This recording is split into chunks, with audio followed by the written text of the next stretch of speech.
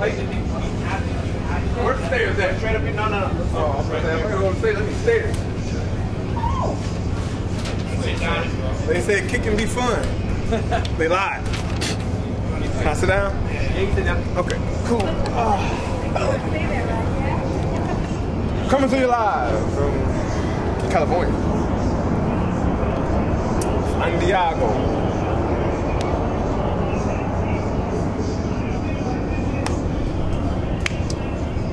To all the beautiful people in America, I want to say thank you. And my wife. It means a lot.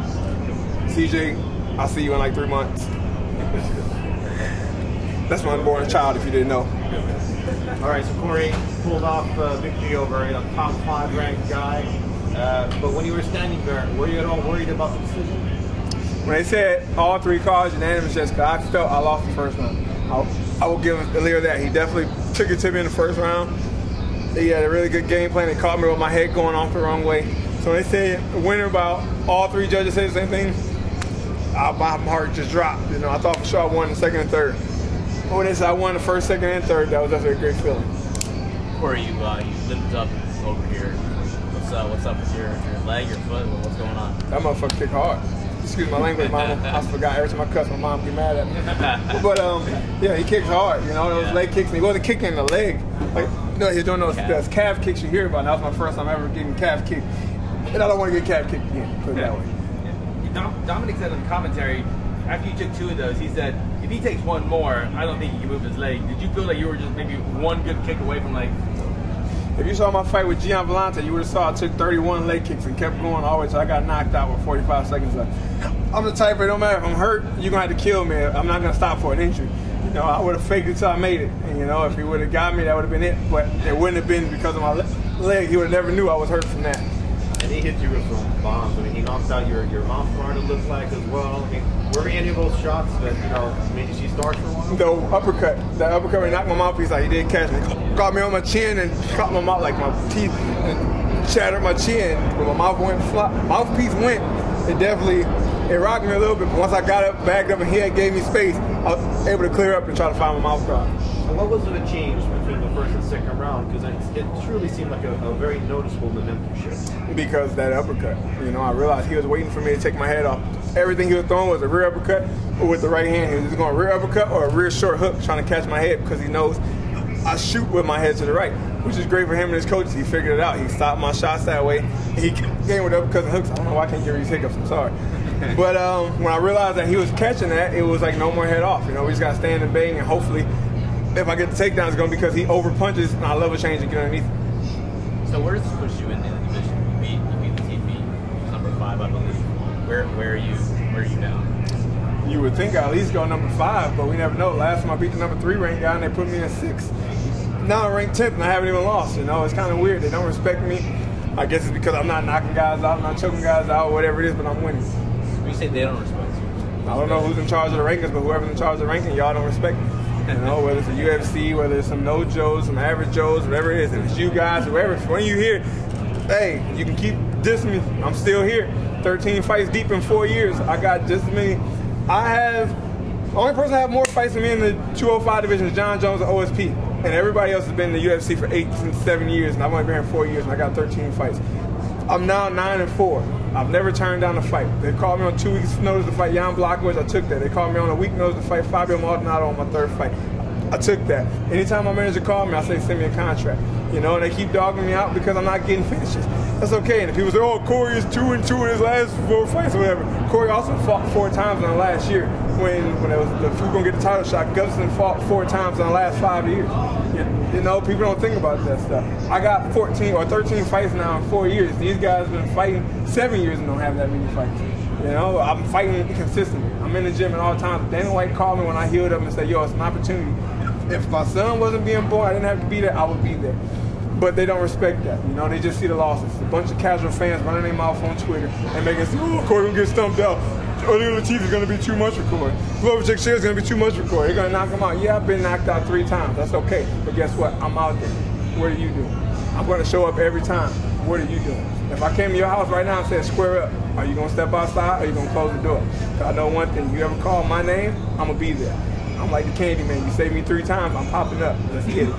So never mind what they say about you. Where do you see yourself in the division? What should be next for Corey Anderson? I see myself in the top 3. I beat the number 3 ranked guy, right? Glover Teixeira was on his dominant tear. You know, one person that beat him was Gus, who was fighting my title tonight. Why am I not up there in title competition?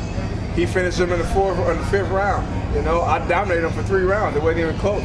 I never was even hurt in that fight. So why am I like it? Why don't Corey get the respect that Glover and all these guys get? Because Gustin had one of the best fights with John Jones. It is what it is. Like I told my wife, I can't fight the people that's controlling the rankings and my opponents. I can only worry about us and getting this fight. We're pretty vocal on Instagram or Twitter, maybe both, when the location change was first announced a few days ago. Now that the league is kind of behind us, did it play a part? Did it affect anything at all? The only thing it affected, it messed up one of my weight cut workouts. You know, I was scheduled to be in the PI from 8 to 9 or something like that. They told us ahead of time, schedule your time in the PI as soon as you can. It's good. Your first come, first serve, you know, like it always was. I did that weeks ahead. Well, it's time for me to go. I get a call from the PI saying, I'm Corey. John Jones just called and said he want to come in at 8:30, so you're not allowed in the building. What kind of bullshit is that? We're all UFC fighters, right? Well, you can come in, you can work in the cardio room, but you can't go upstairs. Well, I need the ring. I need to work out. I got a fight coming up too.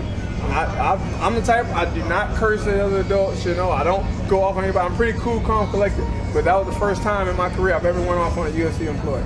And my wife was very upset with me, but that's okay. It bothered me that they treat me like that, you know. Because you had an appointment already. Yes, I did everything like we were supposed to. Weigh in, they say first come, first serve. I got down there. I'm on my way to the scale. John Jones is coming in the building. Guess what? Who's on the scale first? John Jones. How does that work? First come, first serve. I don't like the fact, like I said, we're all equal. We put our pants on the same way. I put my pants on the same way as you. Only thing the difference between me and you is I'm a fighter, you're a reporter. We made the same way. You know, my heart might be a little different, your mind might be smarter. But I don't like the fact that people put one person on the pedestal.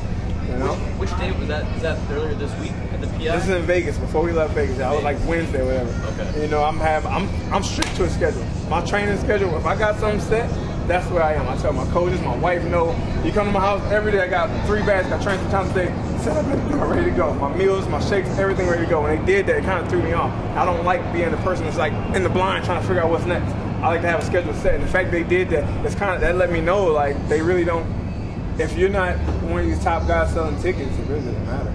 You know, you whatever happens. And like I said, I can't do nothing about it. Tell my wife, no matter how much I bitch, no matter how much I'm on, what I say, it's not going to change. Unless I go out there and beat John Jones and I'm that dominant guy, it really not going to change. So my opinion really doesn't matter. And I'm the type I'm going to vocalize what I feel. If I get punished for it, if they cut me, if something happens, I get penalized and Dana White is upset, my manager's mad, whatever, it is what it is. But I know at the end of the day, Corey said what he was going to say. I'm not going to bite my tongue and I'm not going to speak what somebody wants me to say. Because that's not how I was raised. My parents told me, you say what's right, you do what's right, and you say what you feel. Never bite your tongue if you feel something's wrong. I'm not going to bite my tongue. Corey, in this fight with Ilir Latifi, were there any surprises for you? No. He did exactly what I expected him to do. You know, I knew he was going to gas out if I make a miss. I knew he was going to throw heavy shots when I missed. I knew he was going to counter my jabs. I knew. The only thing that did surprise me, I was surprised the fact that he was throwing uppercuts and hooks with his right hand. Usually in this fight, he's throwing straight shots, overhands, and big hooks up top. I've never seen him throw uppercuts and hooks low. That was the only thing that caught me off guard. But once I realized he was doing that, everything else was to the key what we studied. What do you make of this fight between Alexander Gustafsson and John Jones? I think it's going to be a good fight, just like the first one 5 years ago, and I can't wait to see it. Gonna pick? I think Gustafsson's going to get it. I hope Gustafsson gets it. Not a big John Jones fan. I mean, I told the other people, growing up, my brother loved John Jones. You know, John Jones, the man, this is this. Look at the way he elbows before I even wanted to be a fighter. I never wanted to be a fighter in the first place. This is college wrestling. If you got that mentality John Jones had when stepping in that cage, nobody beat you on the mat. You know, growing up, like I told you, it's kind of hard when you're a kid or younger and you're looking up to somebody. It's like, damn, that man's amazing. Like, I can't wait to one day be able to do like he do. And then you get to the point and you actually get to see that person in action and you know you're at the same stage as him and you realize this person I looked up to growing up is not what I thought it was. It kind of hurts, you know? Especially with my brother. My brother's my hero. You know, my brother, everything my brother said, I honored that.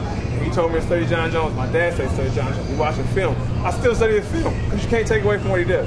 He's one of the greatest to do it. I'm not going to take that from him. But if you're that great, why do you feel you need to take a drug or something to get ahead of the game?